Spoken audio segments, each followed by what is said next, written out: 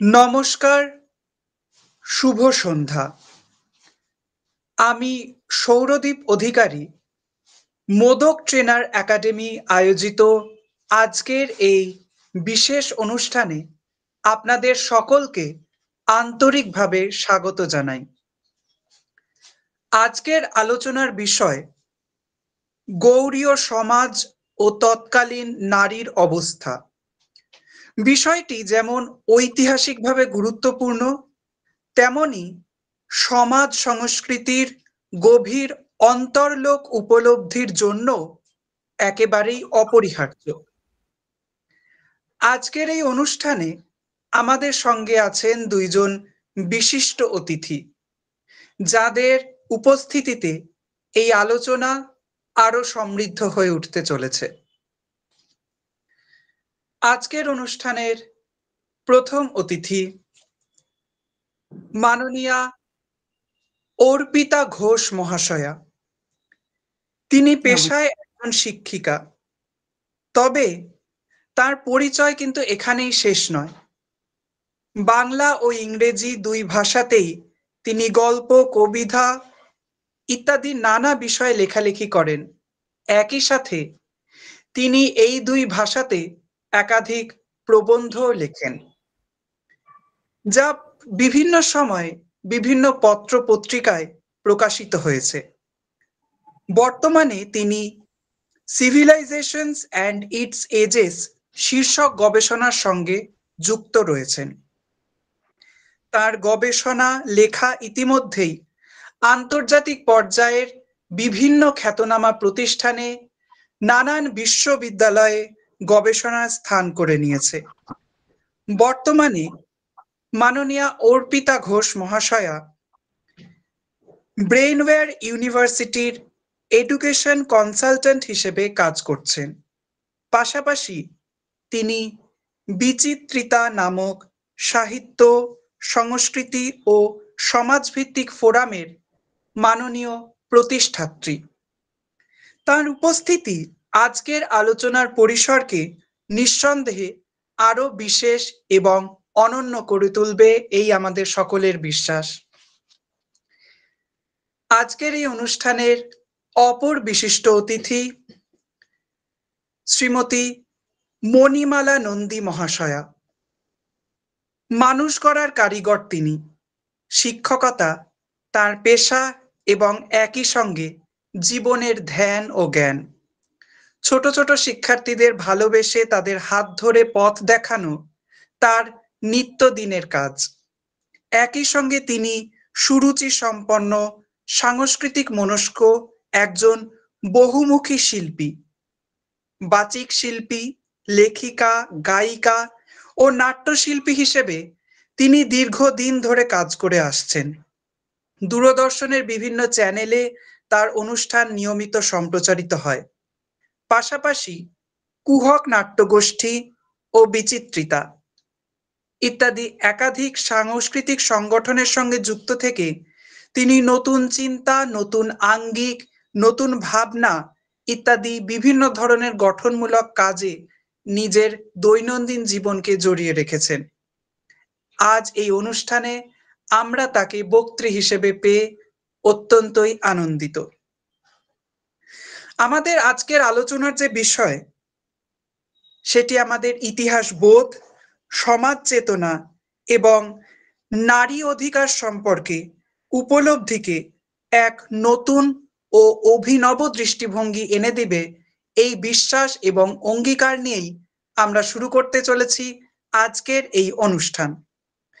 সবাইকে ধন্যবাদ জানাই এই অনুষ্ঠানে যুক্ত হওয়ার জন্য, এবং এখন মাননীয় অতিথিদের বিশেষ অনুরোধ করছি ওনাদের এই অনুষ্ঠান শুরু করার জন্য। ধন্যবাদ।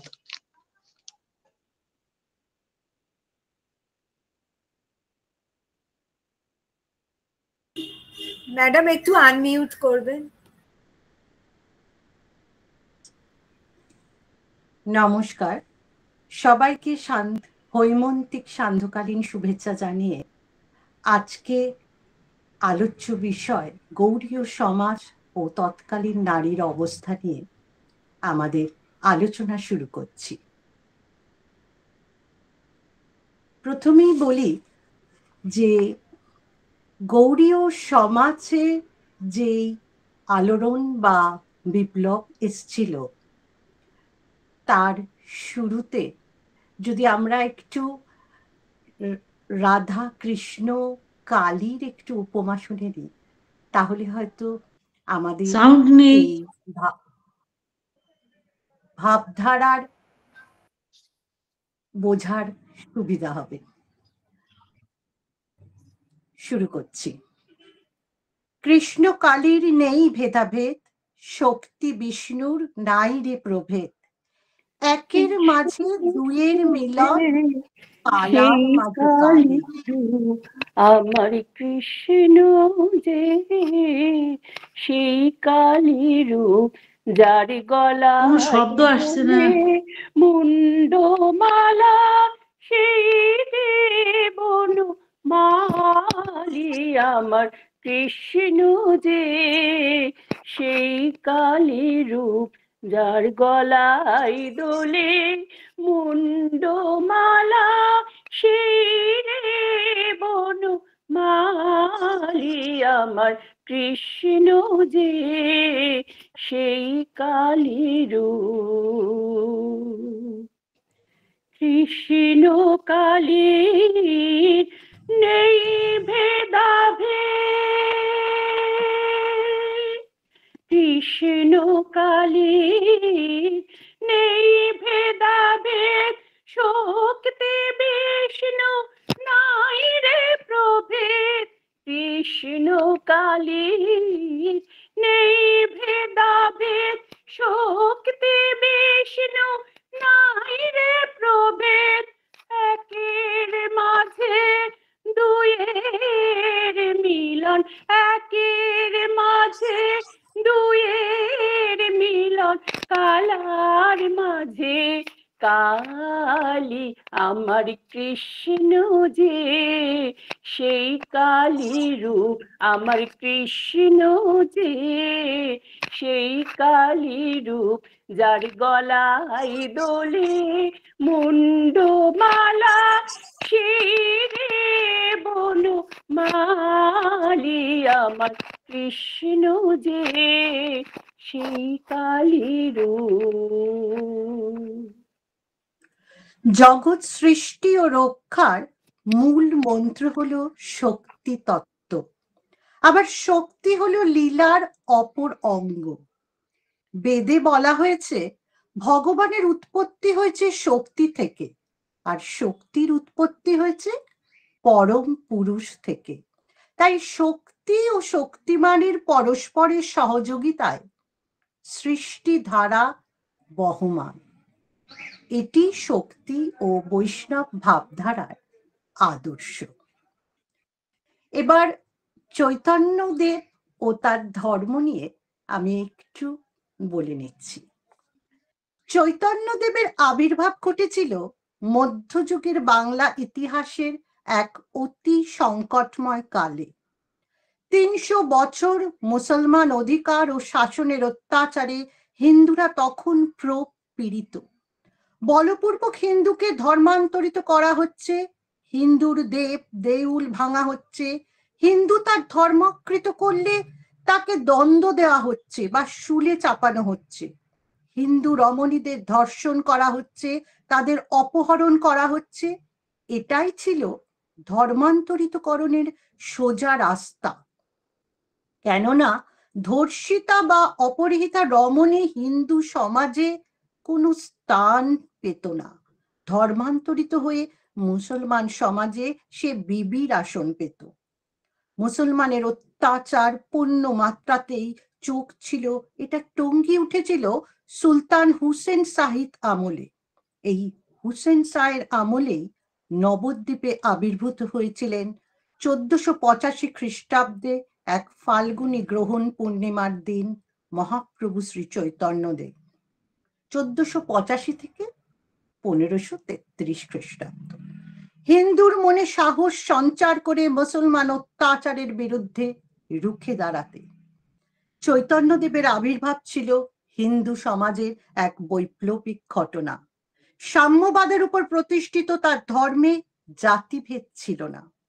জাতিভেদ প্রথা হিন্দু সমাজকে অবক্ষয়ের পথে টেনে নিয়ে গিয়েছিল, কেননা জাতিভেদ প্রথা হিন্দু সমাজের মধ্যে সৃষ্টি করেছিল এক অবজ্ঞেয়, উপেক্ষিত ও অবহেলিত নিম্ন সম্প্রদায়, যা মুসলমানদের সাহায্য করেছিল তাদের সাম্যবাদের উপর প্রতিষ্ঠিত ধর্মে, এই নিম্ন সম্প্রদায় হিন্দুদের ধর্মান্তরিতকরণে। তাছাড়া চৈতন্যদেব প্রচার করেছিলেন যে এক ধর্মের সহিত অন্য ধর্মের কোনো বিভেদ নেই। চৈতন্য প্রবর্তিত ধর্মের ফলে ধর্মান্তরিতকরণের স্রোত বিপরীতগামী হয়ে মুসলমানকেও চৈতন্য প্রবর্তিত ধর্মে দীক্ষিত করতে সক্ষম হয়েছিলেন। চৈতন্যের আবির্ভাবের পূর্বে হিন্দু সমাজে তন্ত্র ধর্ম বিকৃতি লাভ করে, বহু অনাচার অনুষ্ঠানে পরিণত হয়েছিল। নিষ্ঠাবান ব্রাহ্মণ সমাজের কঠোরতা ও চরম শীর্ষে পৌঁছেছিল। ধর্মে মানুষের প্রতি মানুষের প্রেম প্রীতি লেশ মাত্র ছিল না। পরস্পরের প্রতি প্রেম স্থাপন করার জন্য চৈতন্য প্রবর্তিত গৌড়ীয় ও বৈষ্ণব ধর্মের মূল ভিত্তি ছিল। এই ধর্মে এক জাতির প্রতি অপর জাতির বিদ্বেষ ও অবিচার এবং এক ধর্মের সঙ্গে অপর ধর্মের বিভেদের কোনো স্থানই ছিল না। চৈতন্য বিশ্বাস করতেন যে প্রেম ও ভক্তিমূলক নৃত্য গীতির মাধ্যমে মানুষ এমন এক আনন্দময় স্তরে পৌঁছাতে পারে যেখানে সে ভগবানের সাক্ষাৎ উপলব্ধি করতে পারে। কৃষ্ণের আরাধনা দ্বারা মানুষ মায়ার বন্ধন থেকে নিজেকে মুক্ত করে কৃষ্ণ পদ লাভ করতে পারে। প্রকৃত বৈষ্ণব জাতিভেদের বন্ধন থেকে নিজেকে মুক্ত করে কৃষ্ণের আশ্রয় গ্রহণ করে। মনে হয় বৌদ্ধদের সহজিয়া ধর্ম, চণ্ডীদাস প্রমুখ ও মধ্যযুগের বৈষ্ণবদের মনকে যা প্রভাবান্বিত করেছিল তা চৈতন্যের ধর্মপ্রচারে সহায়ক হয়েছিল। চৈতন্যদেব তার ধর্ম সমাচার জাতি নির্বিশেষে সর্বমানবের উদ্দেশ্যে প্রচার করেছিলেন এবং জনতার মধ্যে তার ধর্ম বিশেষ প্রতিপত্তি লাভ করেছিল। জীবে দয়া, ঈশ্বরের ভক্তি ও সেই ভক্তি উদ্দীপনের জন্য নাম সংকীর্তন, এরই উপর ছিল চৈতন্য প্রবর্তিত ধর্ম প্রতিষ্ঠিত। জনতাকেও ধর্ম বিশেষভাবে আকৃষ্ট করেছিল এবং তার শিষ্যদের মধ্যে অনেক মুসলমানও ছিল। মুসলিম সাহিত্যক্ষেত্র চৈতন্য প্রবর্তিত ধর্ম বিশেষভাবে প্রভাব বিস্তার করেছিল। চৈতন্যের প্রবর্তিত ধর্মেই বাঙালিত্ব জাতির প্রথম জাগরণ। বাঙালির চিন্তাধারাকে চৈতন্য ধর্মই প্রথম আধুনিকতার দিকে প্রবাহিত করেছিল।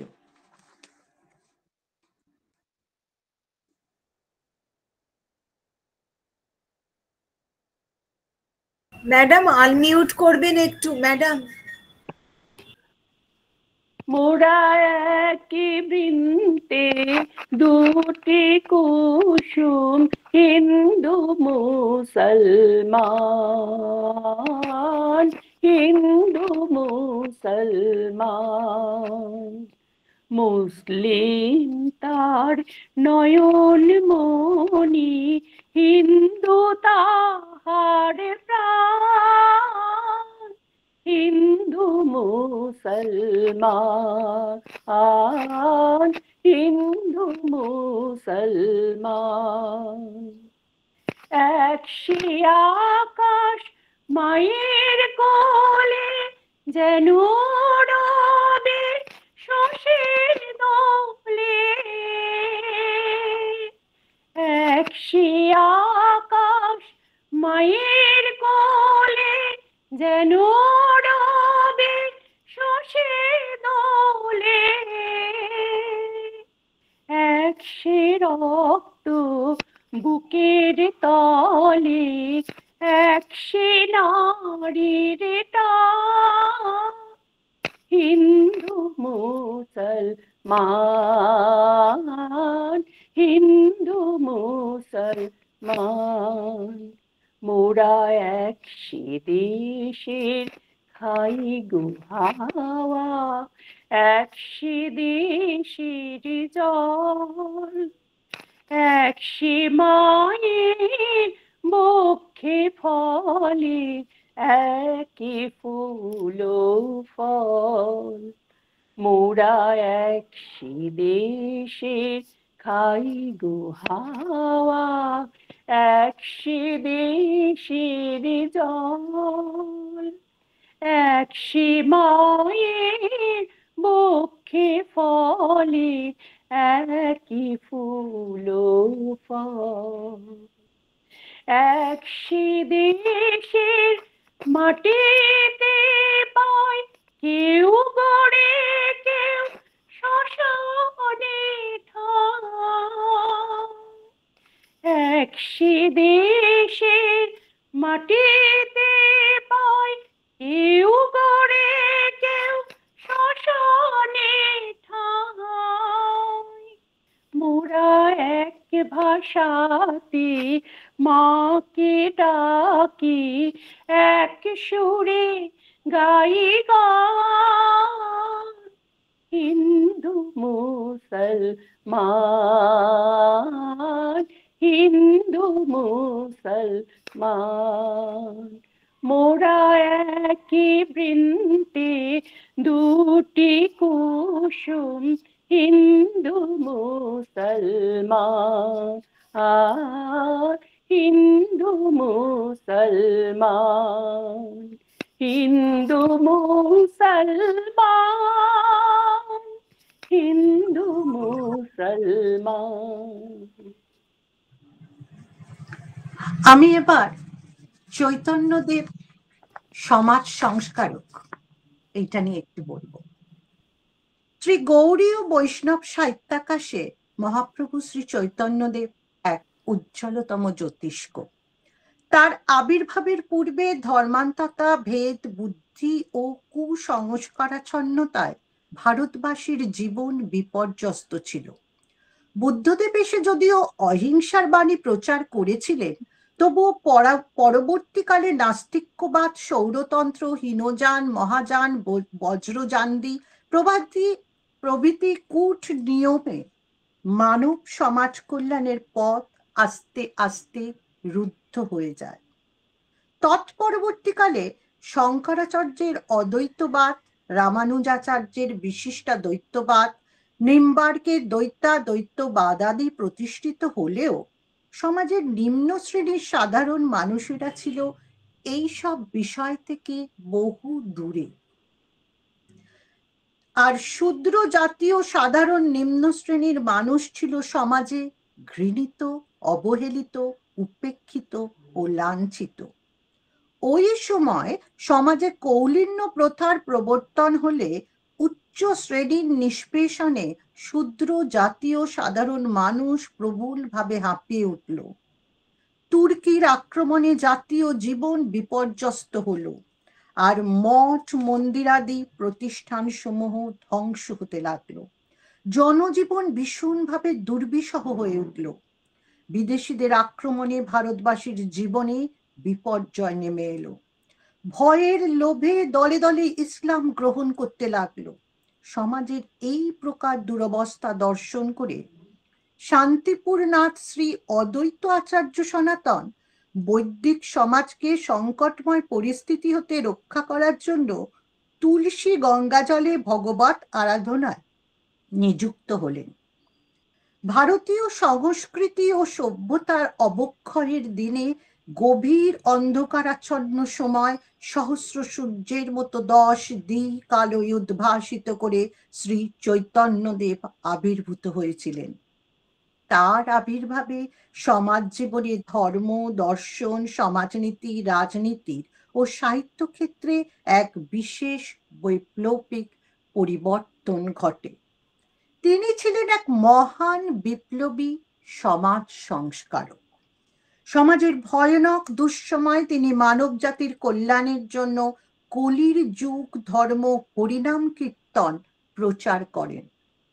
জাতি, ধর্ম, বর্ণ, শ্রেণী নির্বিশেষে আপামর জনসাধারণকে ঐক্যবোধের উদ্দীপিত করে বৈদিক সাম্যবাদ প্রকাশের মাধ্যমে তৎকালীন সমাজ সংসারের উজ্জ্বল বিজয় পতাকা তিনি উড্ডীন করেন।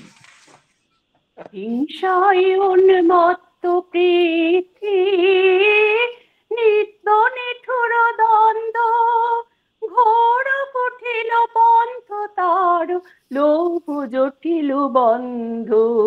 নূতন তব জন্ম লাগে, কাতর যত প্রাণী, কর ত্রাণ মহাপ্রাণ, আনো অমৃত বাণী।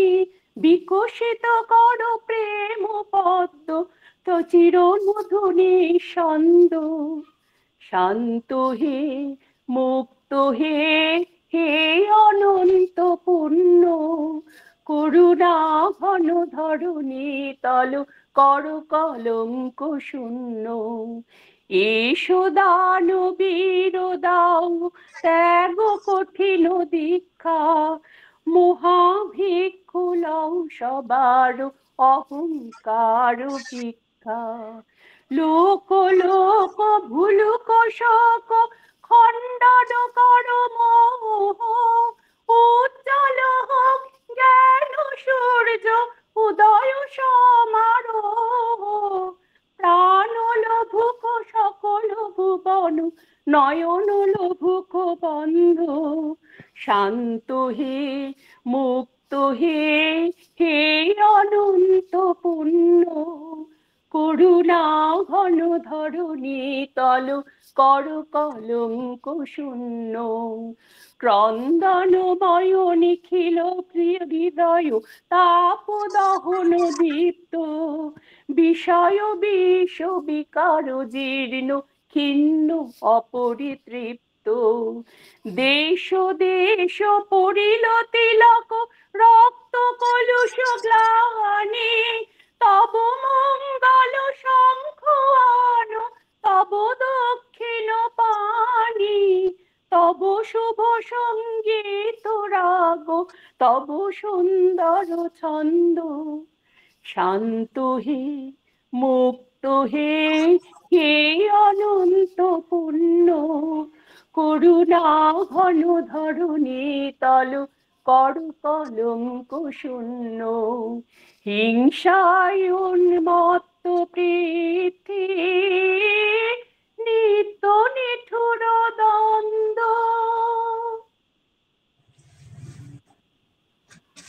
সাম্যের চেতনায় চৈতন্যদেব। মূর্খ নীচ পতিত দুঃখিত যত জন, ভক্তি দিয়া কর গিয়া সবার মোচন। শুধু ভক্তি, শুধু প্রেম, এমন এক আয়তন যেখানে কোনো যুদ্ধ নেই, ঘৃণা নেই, হিংসা নেই। মানুষের হৃদয় ছাড়া জয় করবার মতো কোনো ক্ষেত্র নেই। তৎকালীন হিন্দু ব্রাহ্মণ্য সমাজের সমস্ত একরোখা গোঁড়ামির বিরুদ্ধে প্রেমই ছিল শ্রী চৈতন্যর একমাত্র হাতিয়ার। অজস্র আচার শক্তি, প্রবল দুর্বোধ্য তন্ত্র মন্ত্র রক্তের বিরুদ্ধে জন্ম নিয়েছে সহজ পথে হাঁটার আহ্বান। হাঁটাই অস্ত্র। গান গাইতে গাইতে হাঁটা, নাচতে নাচতে হাঁটা, ধুলোবালির পথের ধারে ছায়ায় বসে পরবের সন্ধানের ভাষ্য। কোনো মন্দির নেই, কোনো মসজিদ নেই, বিধর্মী কেউ নয়, সমধর্মীও কেউ নয়। যেজন মনের ভাবের সঙ্গে বাঁধন বেঁধেছে সেই আত্মীয়। তার হৃদয় শুধু কৃষ্ণ প্রেমের গান। সমস্ত দেওয়াল সে ভেঙে ফেলতে চায়, শুধু এই বাংলায় নয়, আর সমুদ্র ভারতে। শক্তির বিরুদ্ধে প্রেমের রাজনীতি, হৃদয়ের মিছিল শুধু ধর্মীয় ছিল। এটা ভাবলে বোধহয় ইতিহাসের সবচেয়ে বড় ভুল ব্যাখ্যা হবে। ভক্তিবাদের সেই মিছিল ছিল আসলেই ব্রাহ্মণ্যবাদের বিরুদ্ধে, ক্ষমতার বিরুদ্ধে, পিতৃতন্ত্রের বিরুদ্ধে, সময়ের গণমিছিল।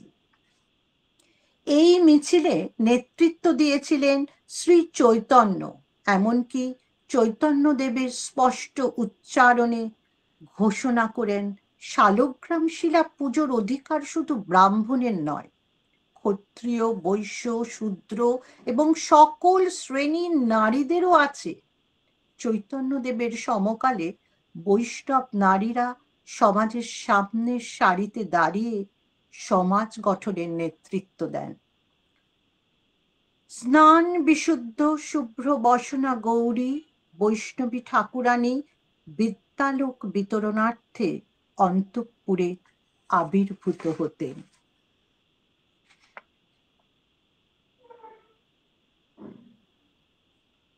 তৎকালীন নারী সমাজ অবস্থান নিয়ে আমি এবার বলতে যাচ্ছি। ধর্মচর্চার সমানাধিকারের মতোই বিদ্যা শিক্ষার ক্ষেত্রে বঙ্গীয় বৈষ্ণব আন্দোলন কোনো রকম লিঙ্গ বৈষম্য না করেই স্ত্রী শিক্ষার ক্ষেত্রে বিশেষ আগ্রহ প্রকাশ করেছিল। ফলে এই উদার আন্দোলনের হাওয়ায় ষোড়শ শতকের শেষেই বৈষ্ণব সমাজের পরিবারে তৈরি হয়ে যায় স্ত্রী সাক্ষরতা ও শিক্ষার একটি বাতাবরণ। বৈষ্ণব ধর্মে যেহেতু মেয়েরাও গুরুকৃত করতে পারতেন, তাই তাদের জন্য শিক্ষা ও শাস্ত্রজ্ঞান আবশ্যিক হয়ে পড়েছিল। তাই ষোড়শ শতক থেকেই বৈষ্ণব সমাজের সব বিদুষীর দেখা মেলে। প্রতিনিয়ত জ্ঞানচর্চায় নিরত বৈষ্ণবী এই প্রাসঙ্গিকতার অনুসারে প্রথমেই যার নাম শ্রদ্ধার সঙ্গে স্মরণ করতে হয় তিনি হলেন ষোড়শ শতকের সীতা দেবী, শ্রীনিবাস আচার্যের স্ত্রী। তার সভানেতৃত্বে এই সময় বিষ্ণুপুরে ৫,০০০ বৈষ্ণব মহিলাদের উপস্থিতিতে একটি সম্মেলন ও আলোচনা সভার আয়োজন করা হয়েছিল। তিনি তার ২ কন্যা যথাক্রমে হেমলতা ও কৃষ্ণপ্রিয়াকে উপযুক্ত শিক্ষায় শিক্ষিত করে তুলেছিলেন। পরবর্তীকালে হেমলতা দেবী শ্রীনিবাস আচার্যের মালিহাটি বৈষ্ণব শ্রীপাঠ অত্যন্ত দক্ষতার সঙ্গে পরিচালনা করতেন। যথেষ্ট উচ্চশিক্ষিত না হলে হেমলতা দেবীর পক্ষে এই গুরুদায়িত্ব পালন করা সম্ভব ছিল না। মহাপণ্ডিত কবি যদুনন্দন হেমলতা দেবীর শিষ্যত্ব গ্রহণ করেছিলেন। বাঁকুড়া সোনামুখী থেকে তার লেখা মানবী বিলাস কাব্যগ্রন্থটি পাওয়া গেছে। হেমলতার মতোই বিদ্যা চর্চায় পারদর্শিনী ছিলেন তারই ভাতৃবধূ সত্যভামা। নিত্যানন্দ পত্নী জাহ্নবা দেবীর সংস্কৃত ও বাংলা এই ২ ভাষাতেই ছিল অগাধ পাণ্ডিত্য। প্রথমবার বৃন্দাবন ভ্রমণকালে তিনি শ্রীরূপ গোস্বামীর সঙ্গে অত্যন্ত আগ্রহের সঙ্গে শাস্ত্রালোচনা করেছিলেন। বর্তমানের পরম বৈষ্ণব নারায়ণ দাসের কন্যা রূপমঞ্জুরি আজীবন অবিবাহিত থেকে বৈষ্ণব পিতার ইচ্ছায় ব্রাহ্মণ বৈয়াকরণিকের টোলের ছাত্রদের সঙ্গে গুরু গৃহে থেকে বিদ্যা চর্চা করেছিলেন। চিকিৎসা শাস্ত্র সহ নানা শাস্ত্রে তার অসাধারণ প্রতিভা ও পাণ্ডিত্যের জন্য পরবর্তীকালে তিনি হটু বিদ্যালঙ্কার নামে পরিচিতি লাভ করেন। অধ্যাপক গোকুল আনন্দ তর্কালঙ্কারের কাছে একসময় তিনি সাহিত্য ও পরিচিকিৎসা শাস্ত্র অধ্যয়ন করেন। অনেকেই আগ্রহের সঙ্গে তার কাছে ব্যাকরণ, চরক, নিদান প্রভৃতি অধ্যয়ন করতে আসতেন। খ্যাতনামা কবিরাজরা তার কাছে উপদেশ গ্রহণ করতেন। এই সময় নাটোরে এমন প্রচুর বৈষ্ণব পরিবার ছিল যারা স্ত্রীর শিক্ষার প্রতি বিশেষ যত্নবান ছিলেন। কালক্রমে দেখা যায় শিক্ষানুরাগের পথ ধরে বিশেষ ব্যুৎপত্তি অর্জন করেছিলেন। এদের মধ্যে অনেকেই স্বাধীনতা অর্জনের তাগিদে অথবা নিছকই বিদ্যা অনুশীলনের টানে বাংলা ও সংস্কৃত পুঁথি নকল করতেন। এদের বলা হতো লিপিকার। এ কাজে মহিষিদ্ধা মণির পাশাপাশি অতি সাধারণ গৃহস্থ থেকে উঠে এসেছিলেন বৈষ্ণব সমাজে একাধিক মহিলা। তাদের মধ্যে উল্লেখযোগ্য হল মুক্তকেশী বসু জায়া, রাসসুন্দরী দেবী, কৃষ্ণমণি দাসী, জয়ন্তী দেবী, প্রিয়া হরিদাসী ও নবু বেশ্যা। বেশ্যাবৃত্তির মতো পেশায় নিয়োজিত থাকলেও বৈষ্ণব সমাজ কিন্তু তাকে বিদ্যা চর্চা ও লিপিকার হিসেবে স্বাধীন জীবিকা অর্জনের ক্ষেত্রে কোনোভাবে বাধা তো দেয়নি, বরং তাকে উদ্বোধিত করেছিল। স্বভাবতই এখান থেকেই বৈষ্ণবীদের মধ্যে বিদ্যা চর্চার সাথে স্বাধীন জীবিকা অর্জনের একটা প্রসঙ্গ উঠে আসে। তুমি গানটা গাও। অন্ধকারের উৎস হতে উৎসারিত আলো, এই তো তোমার আলো, সকল দ্বন্দ্ব বিরোধ মাঝে জাগ্রত যে ভালো, সেই তো তোমার আলো। অন্ধকারের উৎস হতে উৎসারিত আলো, সেই তো তোমার আলো, সকল দ্বন্দ্ব বিরোধ মাঝে জাগ্রত যে ভালো, সেই তো তোমার ভালো। পথের ধুলাই বক্ষ পেতে রয়েছে সেই গেহ, সেই তো তোমার গেহ। পথের ধুলাই বক্ষ পেতে রয়েছে সেই গেহ, সেই তো তোমার গেহ। সমর ঘাতে অমর করে রুদ্র নিঠুর স্নেহ, সেই তো তোমার স্নেহ। অন্ধকারের উৎস হতে উৎসারিত আলো, সেই তো তোমার আলো, সকল দ্বন্দ্ব বিরোধ মাঝে জাগ্রত যে ভালো, সেই তো তোমার ভালো। সব ফুরালে বাকি রহে অদৃশ্য সেই দান, সেই তো তোমার দান। সব ফুরালে বাকি রহে অদৃশ্য যেই দান, সেই তো তোমার দান। মৃত্যু আপন পায়ে ভরি বহিছে সেই প্রাণ, সেই তো তোমার প্রাণ। বিশ্বজনের পায়ের তলে ধূলিময় যে ভূমি, সেই তো স্বর্গভূমি।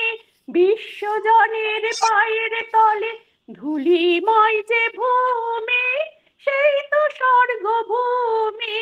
সবাই দিয়ে সবার সাথে লুকিয়ে আছো তুমি, সেই তো আমার তুমি। অন্ধকারের উৎস হতে উৎসারিত আলো, সেই তো তোমার আলো, সকল দ্বন্দ্ব বিরোধ মাঝে জাগ্রত যে ভালো, সেই তো তোমার ভালো। অনুমান করা যায় 19 শতকের গোড়ার দিক থেকেই বৈষ্ণব মেয়েরা অনেকেই সম্ভ্রান্ত বাঙালি পরিবারের অন্দরমহলের অন্তঃপুরিকাদের শিক্ষাদান করে এরা নিজেদের জন্য এক ধরনের স্বাধীন জীবিকার পথ তৈরি করে নিয়েছিলেন। সেই সময় সম্ভ্রান্ত পরিবারের মেয়েদের গৃহেই বিদ্যা শিক্ষাদানের স্বল্প আয়োজন করা হতো এবং শিক্ষার ভার মোটামুটিভাবে শিক্ষিত বৈষ্ণবীদের উপরই ন্যস্ত থাকত। এমনই একজন বৈষ্ণবী শিক্ষয়িত্রী হলেন মথুরা দাসের কন্যা লালমণি বৈষ্ণবী ওরফে লালমণি দাস। 1834-35 তিনি হালিশহর বাঁকুড়ার অস্থায়ী বাসিন্দা ছিলেন। আবার পুরুলিয়া সদরেও বৈষ্ণবের অস্থায়ী মোকামের সন্ধান পাওয়া যায়, যা দেখে অনুমান করা যায় তিনি সম্ভবত পেশাদার ধর্ম শিক্ষয়িত্রী ছিলেন। তার স্বহস্তলিখিত একটি পুঁথিও পাওয়া গেছে, ভ্রমর গীতা যদুনাথ দাস। অনুলিখনের শেষে লেখা আছে লিপিকা শ্রীমতী লালমণি বৈষ্ণবী। 19 শতকে স্ত্রী শিক্ষা প্রসারে জোড়াসাঁকো ঠাকুরবাড়ির যে একটা বিশেষ তাৎপর্যপূর্ণ ভূমিকা ছিল এই কথা নিঃসন্দেহে বলা যায়। মহর্ষি দেবেন্দ্রনাথ ঠাকুর তার আত্মজীবনীতে সেকালের অন্তঃপুরী শিক্ষা প্রসঙ্গে বলতে গিয়ে শিক্ষিতা বৈষ্ণবীদের দিয়ে স্ত্রী শিক্ষা দানের যে প্রবণতা ছিল সে সম্পর্কে একটা পূর্ণ আভাস দিয়েছে। মা গোসাই ছাড়া আর এক শ্রেণীর বৈষ্ণবী শিক্ষয়িত্রী সে যুগে পরিবারে পরিবারে গমন করিয়া মেয়েদের লেখাপড়া শিখাইতেন। দ্বারকানাথের পরিবারও তাহা করা হইত। তাহারা প্রতিদিন পড়াইতে আসিতেন, অনেক সময় ছাত্রীদের বাটিতেও থাকিতেন।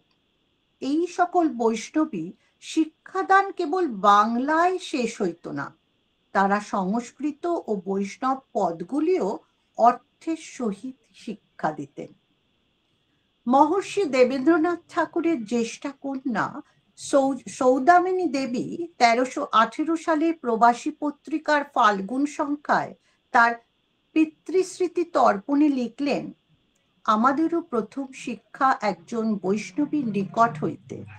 তাহার কাছে শিশু পাঠ করিতাম এবং কলা পাতাতে চিঠি লেখা অভ্যাস করিতাম। ক্রমে তাহার কাছে রামায়ণ পড়া পর্যন্ত আমাদের অগ্রসর হইয়াছিল।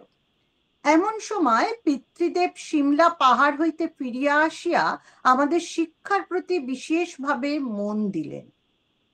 কেশববাবুদের অন্তঃপুরে মিশনারি মেয়েরা পড়াইতে আসিত। আমাদের শিক্ষার জন্য পিতা তাহাদিগকে নিযুক্ত করিলেন। বৈষ্ণবীরা ঠাকুর বাড়িতে আসতেন মূলত 4 দেয়ালের মধ্যে আবদ্ধ মহিলাদের জন্য। বিশেষত বালিকা, নববধূ ও বিবাহিত কন্যারা এই শিক্ষিতা বৈষ্ণবীদের কাছে নিয়মিত বিদ্যা চর্চা করতেন। এ প্রসঙ্গে গৌরী বৈষ্ণবীর কথা অত্যন্ত গুরুত্বের সঙ্গে উল্লেখ করতে হয়। বাংলা ও সংস্কৃত সাহিত্যে তার ব্যুৎপত্তিগত দক্ষতার কারণে একসময় তিনি ঠাকুর পরিবারের অন্দরমহলে মহিলাদের গৃহ শিক্ষিকা হিসেবে নিযুক্ত হয়েছিলেন। রবীন্দ্রনাথের দিদি স্বর্ণকুমারী দেবী তার শৈশবের স্মৃতিচারণায় তার চমৎকার বর্ণনা দিয়েছেন। প্রতিদিন গয়লানি যেমন দুগ্ধ লইয়া আসিত, মালিনী ফুল যুগাইত, দৈবজ্ঞ ঠাকুর পাজি পুঁথি হস্তে দৈনিক শুভাশুভ বলিতে আসিতেন, তেমনি স্নান বিশুদ্ধা শুভ্র বসনা গৌরী বৈষ্ণবী ঠাকুরানী বিদ্যালোক বিতরণার্থে অন্তঃপুরে আবির্ভূতা হইতেন। তিনি নিতান্ত সামান্য বিদ্যাবুদ্ধি সম্পন্ন ছিলেন না। সংস্কৃত বিদ্যায় ইহার যথেষ্ট ব্যুৎপত্তি ছিল। অতএব বাংলা ভালো জানিতেন ইহা বলা বাহুল্য। তিনি বিদ্যাসাগরের বর্ণ পরিচয় তখন হয় নাই।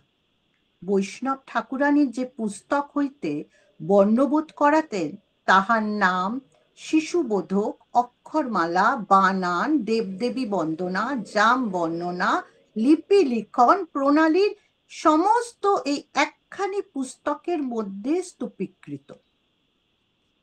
এই সময় মুষ্টিমেয় কিছু শিক্ষিত হিন্দু বৃত্তশালী ব্যক্তি আন্তরিকভাবে স্ত্রী শিক্ষার প্রয়োজনীয়তা অনুভব করে গোপনে নিজেদের বাড়িতে স্ত্রী শিক্ষাদানের ব্যবস্থা করেন। যেমন প্রসন্ন কুমার ঠাকুর, রাজা রাধাকান্ত দেব প্রমুখ ব্যক্তিবর্গ শিক্ষিত বৈষ্ণবীদের অন্দরের গৃহশিক্ষিকা হিসেবে নিয়োগ করেছিলেন। এমনকি রাজা শিবচন্দ্র রায়বাহাদুরের কন্যা হরসুন্দরী দাসী পঞ্চবর্ষীয়া কালে কিশোরী বৈষ্ণবীর নিকট অক্ষর শিক্ষা করেন। এদের পাঠদানের বিষয়বস্তুর মধ্যে থাকত রামায়ণ, মহাভারত ও পুরাণাশ্রিত নানা ধরনের পৌরাণিক গল্প। 19 শতকে এই স্বাধীন বৃত্তি অবলম্বনকারী বৈষ্ণবীদের সাংস্কৃতিক জগতেও একটা বিশেষ ভূমিকা ছিল। The literary composition of women found their way into most of the main form of the popular culture. এই মহিলাদের একটা অংশই ছিল সঙ্গীতে পারদর্শিনী একদল বৈষ্ণবী। যারা জনপ্রিয় ধর্মীয় সঙ্গীতের কীর্তন, পাঁচালী, কবিগান, রাধাকৃষ্ণের লীলা বিষয়ক ধর্মীয় প্রেমগীতি ধারাটিকে যথার্থভাবে জনপ্রিয় করে তুলেছিল। বিশেষত রাধাকৃষ্ণের প্রেমগীতির এক ব্যাপক জনপ্রিয়তা লক্ষ্য করা যায় সেই সব মহিলা মহলে যারা 19 শতকের কলকাতার রাস্তায়, বাজারে, কোনো জনবহুল অঞ্চলে অথবা গ্রাম বাংলার পথে ঘাটে গান গেয়ে রোজগার করত। বৈষ্ণবীরা গ্রামে নগরী ভিক্ষা করেন, নাম গান করেন, গাছতলায় বসে ভিক্ষা করেন। 19 শতকের মধ্যভাগ পর্যন্ত শহর কলকাতার বৈষ্ণব সম্প্রদায়ের ভুক্ত নারী কুলের একাংশ জীবন ধারণের জন্য এই মাধুকরী বা ভিক্ষাবৃত্তিকেই তাদের স্বাধীন পেশা হিসেবে গ্রহণ করেছিলেন। এই বৈষ্ণবীদের নেরি কবি বলেও সম্বোধন করা হতো। এক সময় এই নেরি কবিদের দাপটেই পুরুষ কবিওয়ালারা বিপর্যস্ত হয়েছিলেন। সেই সময় এই নৈরি কবিদের নাচ গান শহরে সংস্কৃতিতে এতটাই জনপ্রিয়তা লাভ করেছিল যে পেশাগত প্রতিযোগিতায় ক্রমাগত পশ্চাৎপদ পুরুষ কবিদল এদের হয়েছিলেন। এদের প্রতি একদিকে যেমন ঈর্ষাপরায়ণ হয়ে উঠেছিলেন, অন্যদিকে পেশা থেকে উৎখাত হওয়ার যাবার ভয় সরকারি সাহায্য প্রার্থীও হয়েছিলেন। অন্দরমহলেও বৈষ্ণবীদের গঠিত সঙ্গীত বিদ্যার সমাধানের খবর পাওয়া যায় বঙ্কিমচন্দ্রের বিষবৃক্ষ উপন্যাসে। 19 শতকে হিন্দু রক্ষণশীল পুরুষতান্ত্রিক সমাজের নারী শিক্ষা ও নারী স্বাধীনতার প্রসঙ্গটি সব সময় একটা তীব্র বিতর্কের অবতারণা করেছে। এর পক্ষে বিপক্ষে প্রবল বাধা প্রতিবাদের ঝড় উঠলেও মেয়েদের স্বাধীন পেশা অবলম্বন ও স্বাধীন জীবনযাপনের আধুনিক মনস্কতাকে কখনোই সমানভাবে সমর্থন করা হয়নি। উপলব্ধ হলেও তার বিস্তার বা ব্যাপকতা ছিল একান্তভাবেই পুরুষ সমাজের স্বেচ্ছাধীন ও সীমাবদ্ধ। এরই পাশাপাশি সমাজের অন্দরে চলতে থাকা ক্ষমতায়নের রাজনীতি সব সময় চেয়েছে বিপরীত লিঙ্গকে তার অধীনে রাখতে, রক্তচক্ষু দাবি করেছে নিঃশর্ত আনুগত্যের।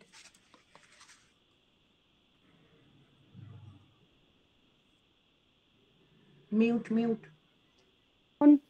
নারী বড় পরম ধন গো, নারী বড় পরম ধন, এই নারী বড় আপন জন গো, নারী বড় আপন জন।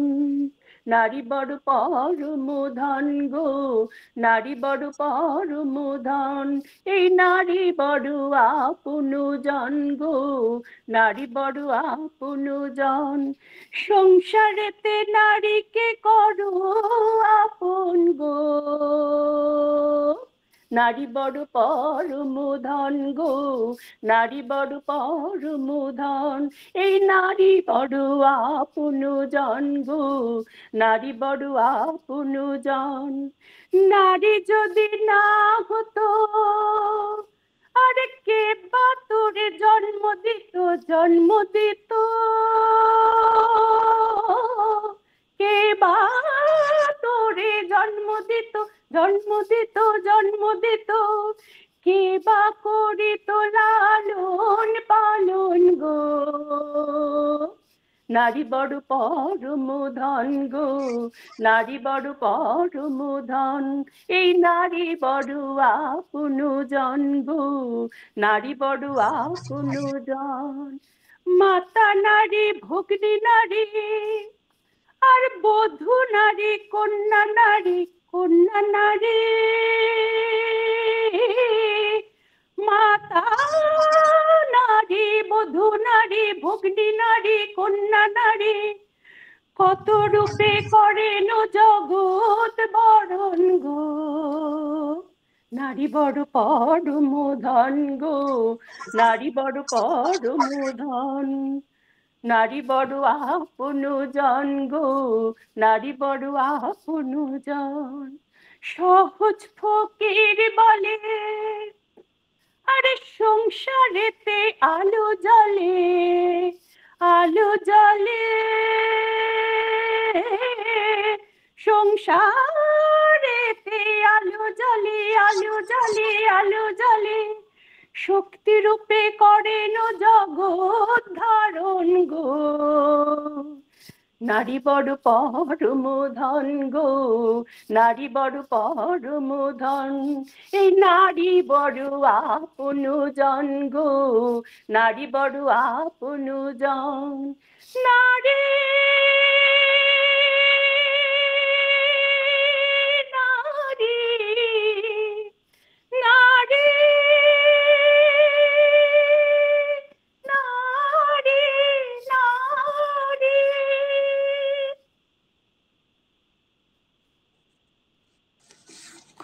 মধ্যযুগীয় সামন্ততান্ত্রিক মনোভাবের এই পরিশীলিত অধ্যায়ের সঙ্গে জুড়ে গেছে ধর্মীয় শ্রেণী বৈষম্যের আর এক জটিল বিন্যাস। রক্ষণশীল হিন্দু সমাজে বৈষ্ণব ধর্ম জাতিচ্যুত সমাজ বহির্ভূত নিম্নবর্গীয় প্রান্তিক মানুষের ধর্ম বলেই বিবেচিত হতো। অজ্ঞাত বৈষ্ণবরা বাইতি, ভুই, মালি, ধোবা, দোয়াই, ডোম, গড়ি, জেলে, কৈরবত, মালো, কাতরা, সুরি, তিয়র তথাকথিত নিম্ন জাতিদের মধ্যে বৈষ্ণব ধর্ম প্রচার করেন। এমনকি কুলীন ঘরের অবহেলিত বউ, বালবিধবা, কন্যাদায়গ্রস্ত পরিবারের বর্ষিয়ান মেয়েদের মতো অনাথের সঙ্গে সঙ্গে বৃদ্ধা, বারাঙ্গনা প্রভৃতি যেসব মহিলারা সমাজের কোথাও স্থান পেতেন না, তারা আশ্রয় পেতেন বৈষ্ণব আখড়ায়। আর বারাঙ্গনাদের বৈষ্ণব ধর্মে দীক্ষিত হতে দেখে একসময় সবচেয়ে বেশি কটাক্ষ করেছিলেন যোগেন্দ্রনাথ ভট্টাচার্য। নিজে কেবল শহর কলকাতার চেনা ছবি তা নয়, পাশাপাশি গ্রাম বাংলার ছবিটাও ছিল প্রায় একই ধাপে।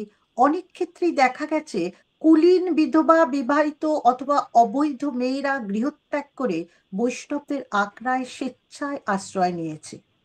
একথা বলাই যায় যে স্বনিয়ন্ত্রিত জীবনযাপনের তীব্র বাসনায় মেয়েরা গৃহত্যাগী হয়েছে, আশ্রয় নিয়েছে বৈষ্ণব ও ধর্মচেতনার উদার প্রাঙ্গণে। 19 শতকের 50 দশকের গোড়াতেই নতুন নারী শিক্ষা প্রবর্তনে অন্দরমহলের মেয়েদের শিক্ষাদানের জন্য নর্মাল স্কুলের মতো প্রতিষ্ঠান স্থাপিত হলো, যার উদ্দেশ্য ছিল কিছু কিছু বাঙালি মেয়েদের আধুনিক শিক্ষায় শিক্ষিত করে তাদের দিয়ে অন্তঃকরিতাদের পড়ানো। এই সময় বেশ কিছু বৈষ্ণবী নর্মাল স্কুলের শিক্ষানবিশই করেন। বাংলা সাহিত্যে এদের দান অপরিসীম। ব্রিটিশরা এদেশে বিধবা বিবাহ চালু করেছেন এমন ধারণা প্রচলিত থাকলেও 1856 সালে তারা বিধবা বিবাহ আইন করার বহু বছর আগেই বৈষ্ণবদের মধ্যে বিধবা বিবাহ সামাজিকভাবে স্বীকৃতি ছিল। বিধবারা বিবাহ করতে পারতেন, এ নিয়ে কোনো সামাজিক বাধা ছিল না। এমনকি উভয়ের সম্মতিতে বিবাহ বিচ্ছেদেরও চল ছিল। এর ফলে বৈষ্ণব সমাজের নারীরা কোণঠাসা অবস্থা থেকে অনেকটা বেরিয়ে আসে। কেবল তাই নয়, যে বিধবা, বেশ্যা ও জারজদের সমাজের মূল ধারায় স্থান মেলেনি, তাদের অপান্তীয় করে রাখেনি বৈষ্ণব ধর্ম। অনেক শাস্ত্রে মন্ত্রের দানা বেঁধে থাকলেও বৈষ্ণব ধর্মে তাদের দীক্ষা দেওয়ার হতো দরিদ্র, বিধবা, স্বামী পরিত্যক্ত, আশ্রয়হীন ও অভিভাবকদের অবিবাহিত মেয়েদের জন্য সেকালে আখড়াই ছিল সম্বল। পতিতালয়ে না গিয়ে সমাজেই সহজ স্বাধীন জীবনের দরজা ছিল এই আখড়া।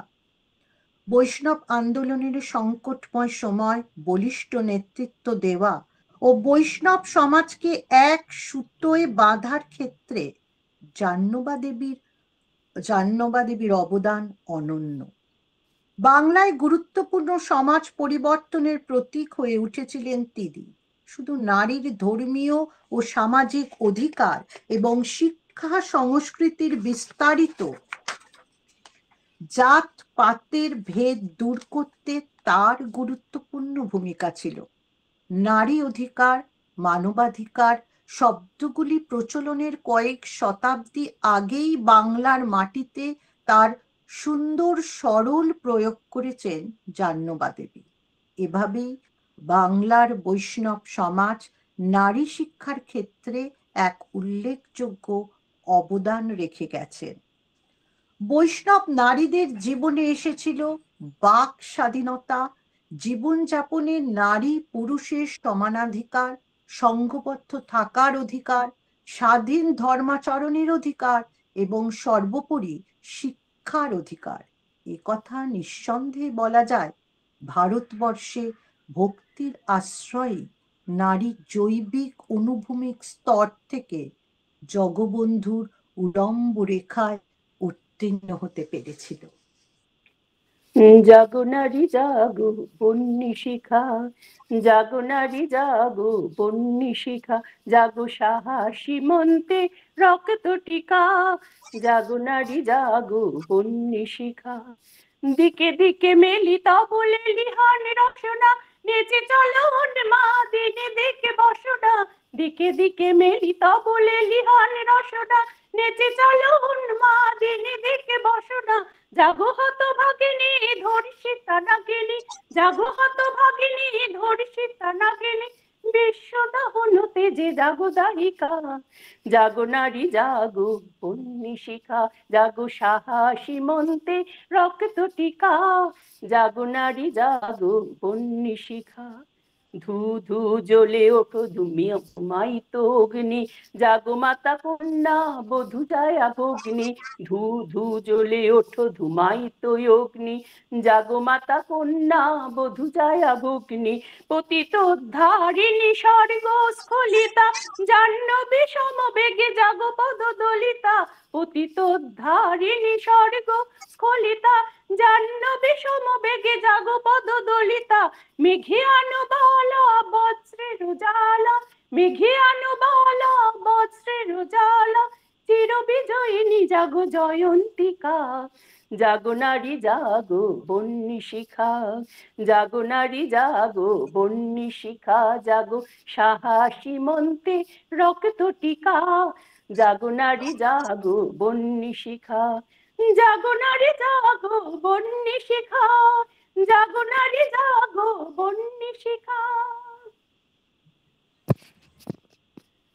আমাদের আজকের আলোচনার বিষয় আমরা এখানেই শেষ করছি। খালি শেষে একটা কথাই বললি, নারীরা অবহেলিত ছিল না, থাকবে না, নারীরা সমানভাবে এগিয়ে যাবে এই পিতৃতন্ত্র সমাজে বুকে। নমস্কার।